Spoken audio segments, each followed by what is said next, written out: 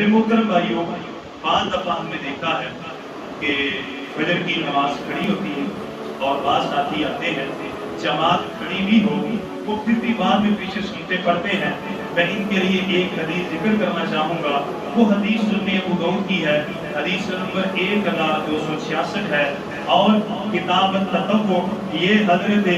امام ابو داؤد رحمہ اللہ نے سنن ابو داؤد میں، اور ایک باب باندھا ہے کہ جب فجر کی جماعت کھڑی ہو، امام نماز کروا رہے ہوں تو ان کے پیچھے سنتے پڑھنا کیسا ہے۔ حدیث وہ لے کر کے آئے ہیں، امام کائنات سے ابو ہریرہ روایت فرماتے ہیں، اللہ کے نبی صلی اللہ علیہ وسلم نے فرمایا اذا اقیمت الصلاۃ، آپ نے فرمایا جب فرض نماز کے لیے اقامت کہہ دی جائے، جب فرض نماز کے لیے اقامت کہہ دی جائے، فلا صلاۃ، آپ نے فرمایا پھر کوئی بھی نماز کوئی ادا کر سکتا